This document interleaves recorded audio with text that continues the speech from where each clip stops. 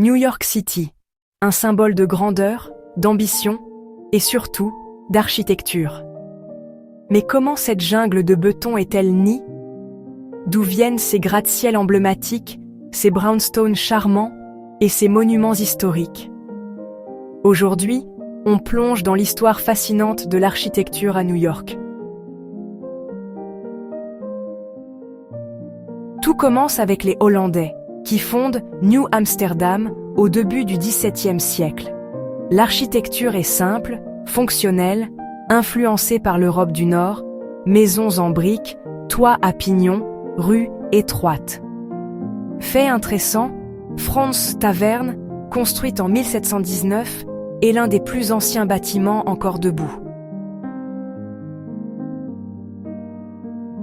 Après l'indépendance, New York adopte un style plus solennel, inspire de la Rome antique. Le style fédéral, puis Greek Revival, domine. Colonnes, symétrie et marbre reflètent la puissance d'une jeune république. Avec l'immigration massive et la croissance rapide de la population, la ville se densifie. Apparaissent alors les brownstones, maisons en grès-brun, et les ténements, logements pour ouvriers, souvent surpeuplés et mal ventilés. Fait marquant, ces quartiers définissent encore aujourd'hui le style résidentiel de Brooklyn ou Harlem. New York devient verticale. Les années 1920 marquent l'explosion des gratte-ciel, symbole du rêve américain. Le style Art déco, avec ses formes géométriques et ses matériaux luxueux, marque des icônes comme le Chrysler Building ou l'Empire State. Saviez-vous? L'Empire State Building a été construit en un peu plus d'1 an, un exploit technique pour l'époque.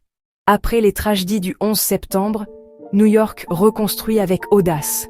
Des architectes du monde entier, comme Santiago Calatrava ou Zaha Hadid, redessinent la ville avec un mélange de verre, d'acier et de symbolisme. La ville se réinvente, d'alliés, avec des projets publics comme la High Line qui changent le rapport au paysage urbain. Des nouveaux immeubles transforment des quartiers entiers, mêlant anciens et contemporains. Chaque coin de rue raconte une époque, une vision, une histoire. La ville devient un musée vivant. Chaque quartier, chaque bâtiment raconte une époque, une vision, une histoire. Merci d'avoir regardé.